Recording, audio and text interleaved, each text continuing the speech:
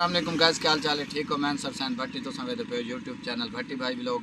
अच्छा भाई जान अस मैं पे अस अपने कम के सिलसिले ते कैं बजुर्ग सही आखे कि यार झुगियां च लाल होंदे ये बच्चा मिले निक्कू बहुत ही मशहूर लड़का है माशाल्लाह, बहुत फेम वाला बंदा है, लेकिन दर गरीबी हालात ना साथ लेने होया ये बच्चा इस टाइम शुदा दर बदारे।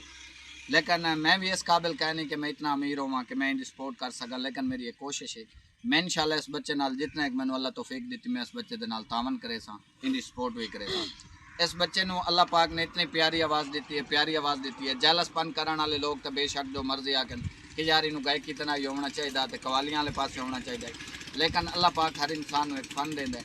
देखो इनकी दर्द भरी आवाज़ सुनो, बड़ा मज़ा सी मैल सी हेड सैफ अंतरिया ते अस आए हुए हैं। इस बच्चे की बहुत ही प्यारी आवाज़ है। सुनाओ निक्कू ढोला अपना प्यारा जिहा कोई सॉन्ग सुनाओ अपने व्यूवरों ने।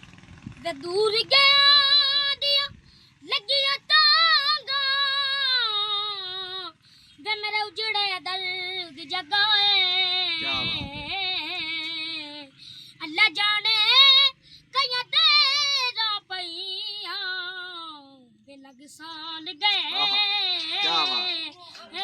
नहीं आए लते मैं यूं कट्ठे जमाना बन सरदार रे सरदार वे पम लड़दार वे सरदार वे पम लड़दार वे ढोलते मैं यूं कट्ठे जमाना बन सरदार वे तेरा प्यार जिंदगी मेरी करनी है मैं पूजा तेरी ढोलते मैं यूं कट्ठे जमाना बन सरदार वे बेबे मेरी मैया गेठा वेलिया दे जद अखी बन जावे पत्ते लगी दन वे